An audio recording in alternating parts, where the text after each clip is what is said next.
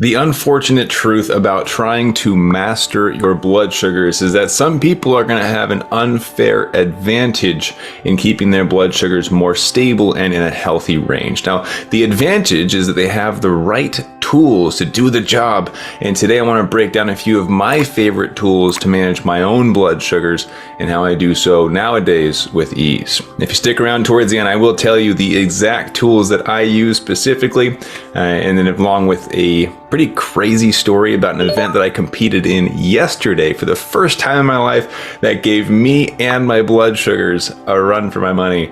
If you don't know who I am, my name is Matt Van de Vecht. I'm a certified master fitness trainer and nutritionist living with type 1 diabetes.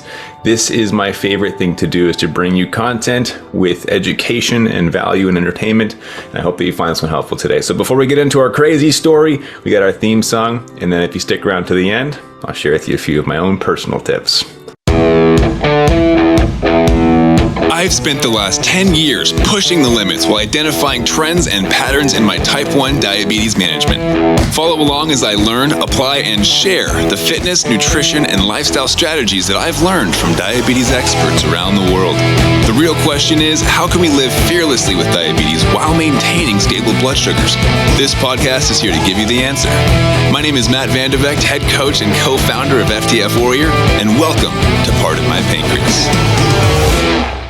So, crazy story first. I know you're curious about what the heck happened yesterday. Yesterday, I competed in my first ever Olympic distance triathlon, also known as the international distance. As you can see right there, I've got 2 medals now. Hey, there's a third one that I'm going to be aiming for. I got my sights set for it, and I'm really pumped for that one. But this number 2 was a new challenge for me. The first one was a sprint triathlon, which is a lot shorter, and this one was insane. Just hours and hours of grueling physical activity. Swim, bike, run. Felt like it was never going to end. But finished. I thought it was a fantastic experience, and even though I can't walk today, I am grateful to have overcome that challenge. But there were lessons learned, and one of them actually has a direct correlation to my 3 top tools that I want you to think about and consider in your own journey for mastering blood sugars, because they're things that have really helped me in the past as well.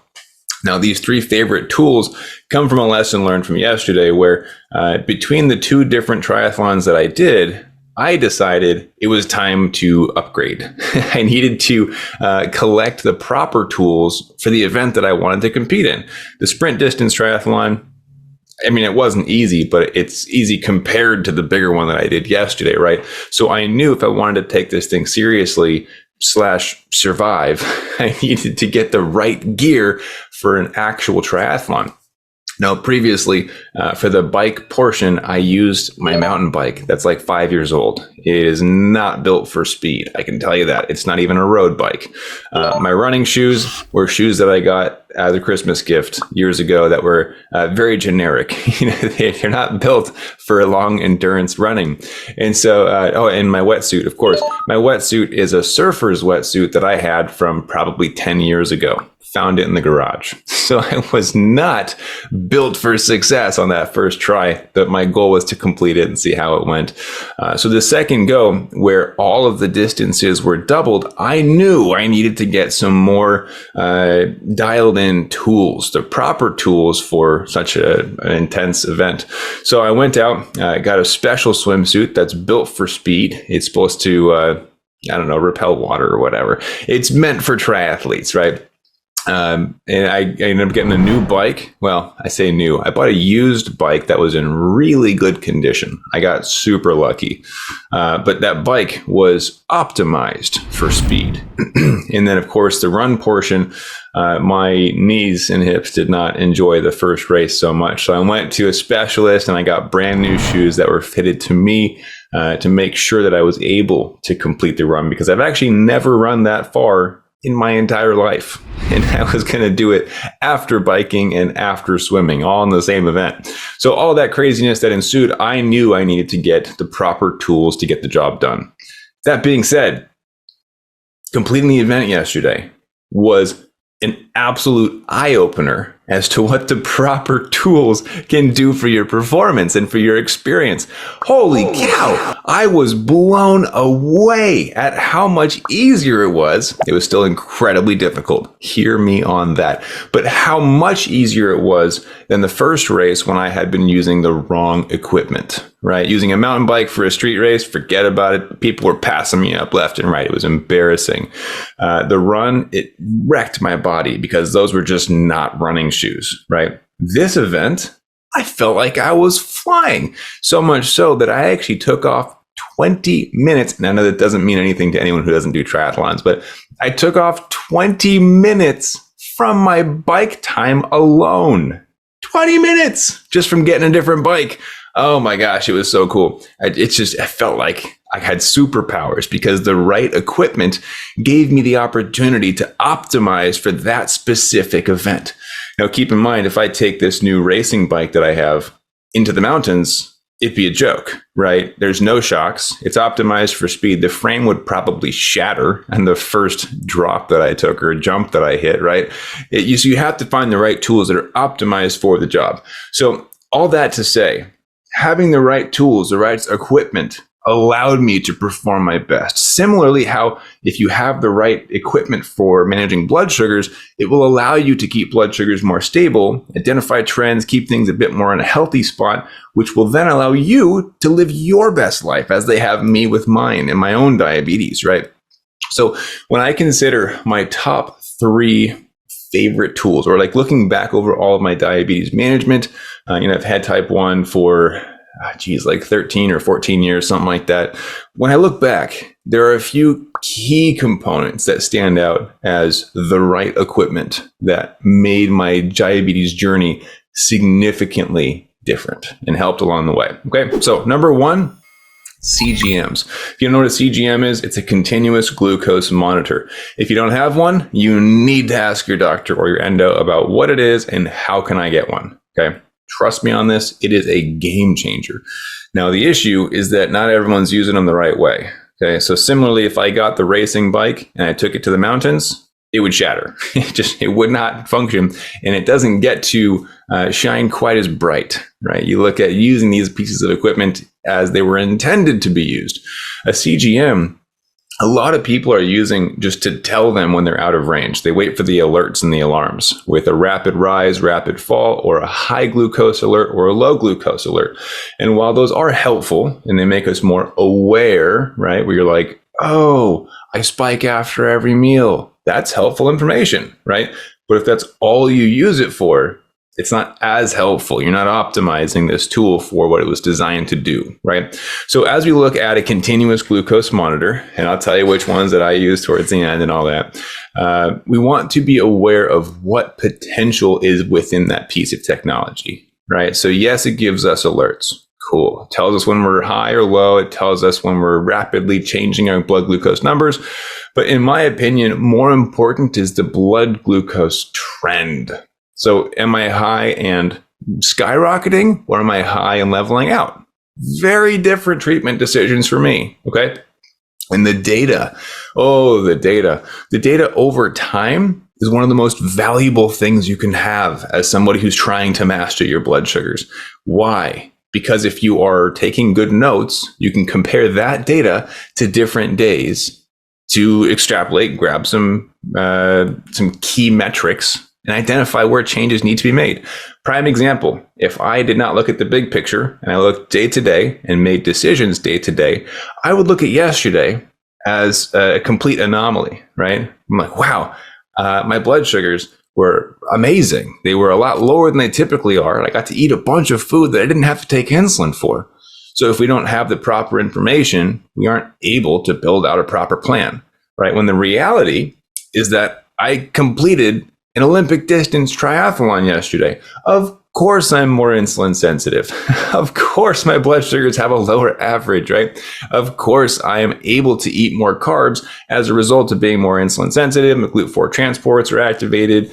Just the glucose burn rate through the exercises allowed me to consume enormous amount of fuels without covering it during the race. these things make more sense when we have the proper notes, right? Proper documentation, which leads me into number 2 of my favorite tools. This is going to be proper documentation, proper note taking of the proper variables.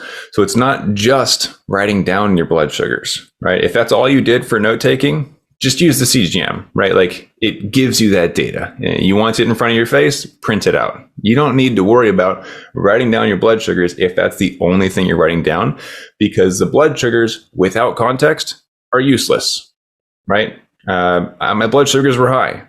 Okay, but why? Why were your blood sugars high? They just were. Well, see, this is the Band-Aid fix that doctors give to us so often that oftentimes creates a new problem. When we don't give them the information, or they don't look for the information, and they go, oh, blood sugars are high, just add more insulin. And then over the course of time, like happened to one of my clients, actually a lot of my clients, if I'm being honest, they get these ridiculous basal rates and bolus ratios and correction factors that are far too aggressive and lead them into these roller coaster blood sugar numbers where they get stuck high and then they plummet, and then they get stuck high and then they plummet. And it's just this never ending nightmare. I've had multiple clients after working with us in our coaching programs, which are customized, right? Because we're all a little bit different with diabetes, where at the beginning of the program compared to the end of the program, their basal rates alone, or long acting insulin, were cut in half. They realized that over the years, their doctors had just been responding to their higher blood sugars with, oh, just take more insulin. And over the course of time, they had ended up taking twice as much insulin than they needed to. Which means what? You'll never be under control with your blood sugars, ever.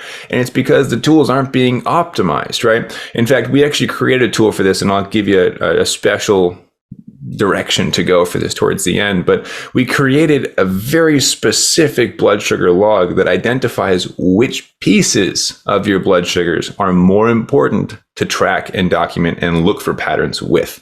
So the CGM is going to give you the data, but if you don't know what to look for and to keep track of, that's basically it. It's just a fun graph you get to look at, with some alerts that tell you, oh, you're high or you're low, which is still helpful. It's better than nothing. Absolutely. It's the first step, but the second step is proper attribution. Why are you high? Why are you low, right? Why is it spiking in this time of day, but dropping at that time of day? Proper attribution is going to be key. So number 2 is the documentation of the certain variables that are going to lead to more frustrating fluctuations. And then, of course, identifying what steps you need to take in order to stabilize that. Now, this is where you get into step number 3, or tool number 3, is your blood sugar formula. And if you've listened to any of my stuff before, you know that I harp on this. I love blood sugar formulas. Everything with blood sugars is math. Like, blood sugars is the perfect crossover of math and science, which I know most people get a little bit scared about. It sounds like a really complicated subject, and it is. Full disclosure, it is a very complicated subject. However, if you can find someone who's super passionate about it and gets fired up when they're talking about it, i.e. the person you're listening to right now, because I'm like sweating right now because I really just want to shout this from the rooftops. Math and science can coexist to create simplicity when properly implemented. So when we understand that all of our blood sugar ups and downs are one giant math equation for us to balance, suddenly it makes more sense. Right? There are things that cause blood sugars to go up, and there are other things that cause blood sugars to go down. And it's not just insulin and carbs. There's so much more to it than that. But when you start to put the pieces together, you can build what is known as a blood sugar formula. It sounds like magic. I promise it's not. But it kind of feels like it is magic, because your blood sugars at that point, if you put the effort into it, start to feel predictable. And if you truly set up your formulas and your equations properly, it actually is predictable. And you start to learn how to manipulate your blood sugars, your insulin sensitivity, your timelines. It is incredible when this thing becomes just one giant playground of, what do I want my blood sugars to do today? This is the exact stuff that I teach my clients. It's how I got through all of my triathlon workouts. Over 100 workouts, and not a single out of range blood sugar. Never went low, never went high, ever. Because of the blood sugar formulas, because it's actually predictable. So tool number 3 is with the CGM and with proper documentation and attribution of those CGM metrics, blood sugars, right? Like, why are the blood sugars doing what they're doing, right? That's what I'm talking about. You're able to craft a blood sugar formula. That's the end game. That is the finish line for diabetes as we see it today. That's as good as it gets, and it is good, let me tell you. I still have type 1 diabetes. I still have off days where blood sugars don't cooperate perfectly, right? That's why I don't boast 100% of time in range 100% of the time. But I'll give you guys this little screenshot real quick. This last week. I just competed in an Olympic distance triathlon, and my blood sugars stayed 97% time in range for the entire week. That is my average. That's what's possible. That means that on average, each day, I was about 97% time in range. And as you can see, the subtext below that says this is the same as it was the week before, which means 2 weeks in a row, my average blood sugars were 97% time in range. What? You tell me that 5 years ago, I wouldn't believe it's possible. I'd say you're insane. In fact, my doctors, my endos, used to tell me when I go to them frustrated, like, why do I spike? Why do I drop? I can't figure it out. My blood sugar is just not predictable. because I used to complain A lot. You know what they would tell me? They would tell me, Oh, that's just how diabetes is. that makes me so mad because so many people hear that's just how it is. And it's not true. So I'm here to, I'll get up my soapbox eventually, but right now I'm standing on top of it. I'm here to tell you that's not how diabetes is. That's how an ignorant person sees diabetes.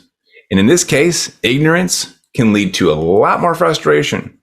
Ignorance does not equal bliss. In fact, ignorance removes bliss. It blocks bliss. It blinds bliss. You cannot accomplish bliss by accident. With diabetes, it's intentional. So when looking at how to master your diabetes, step number 1, you got to get the info, get the full map, understand how things are working. Best way, in my opinion, to do that is to get on a continuous glucose monitoring system or a CGM. There's a ton of different options out there. A few that come to mind, we have Dexcom, Freestyle Libre, Eversense. Medtronic has the Guardian. There's 4 right there. I know there's like 4 other ones that I'm not thinking of at the moment. Get one if you can. Do whatever you can to get that, because that is the first step in the whole process. Second step, find a way to write down the important parts of your diabetes. Now, the first way that I started doing this, back of napkins and back of receipts. I kid you not. Sometimes even on my hand, I grab a pen and write things down on my hand. Current blood sugars, the time of day, how many carbs did I eat? What about proteins and fats and fibers? I wonder if those are important. I'll write those down too. What about my sleep, my exercise, hydration? There's 1,000 things you can write down. But if you don't know what to write down, there's a book right back there that I put together that I used after years of documenting the CGM graphs and data points and all the fun stuff, the metrics that they track. I figured out which ones were most important for me and for my clients, and we put them into a journal that also has 5 introductory chapters on how to master blood sugars, like the key stuff you should take into consideration. It's called the Trending Health Journal. In fact, I'll put direct access in the show notes or the description, so just go there, follow that, grab one if you don't know the specific variables that you should be documenting, okay? You don't have to document every day, but I recommend at least 3 consecutive days so you can find a pattern. Because once you find a pattern, you can start to build out your formulas, your diabetes math equations that must be balanced. Once you balance your diabetes math equation, everything starts to fall into place. It's not going to be perfect, but I can guarantee you when it starts to make more sense, you get your peace of mind back, which is so important. Because type 1 diabetes can rip that away from us in a second. And I've experienced that. I want you to know that diabetes can be mastered. It's possible. You can do things far beyond what you ever imagined if you are willing to put the effort in. There will be an investment required. You must sacrifice in order to accomplish great things. But coming off of yesterday's accomplishment, I feel on top of the world right now. I just completed an Olympic distance triathlon. And I did it with type 1 diabetes. You don't have to stop living your life just because type 1 diabetes has entered unannounced and uninvited. You can still live your life to the best, but it does require that you put the efforts in to get to those results. Find a CGM, start documenting the key variables that you can find patterns with, and build your blood sugar formula. Those are the 3 tools that I use. Those are how I've mastered my own diabetes, and I invite you to start taking action to do so yourself. I can tell you from personal experience, there's just this huge weight that gets lifted when blood sugars make sense. And I told you I would tell you all the things that I use. I use Dexcom right now for my CGM. The documentation, I use the Trending Health Journal. Like I said, I'll put that in the show notes or the description for you. And the blood sugar formula that I use and I discovered and actually teach my clients is called the 80-20 blood sugar formula. I'll put that in the show notes and the description as well. And if you're on YouTube with me, I'm gonna put another video right here that talks all about that formula being used and how I was able to predict blood sugars when I went out surfing. Like when the CGM isn't connected to anything, I don't have access to my blood sugars, and yet I was still able to predict them and keep them perfectly stable at non-diabetic numbers. So I'll put that video right there. Truly hope you enjoy this video. If you have not yet, hit subscribe, and I'll see you guys in the next video. Have an amazing week. Go crush it and keep up the fight.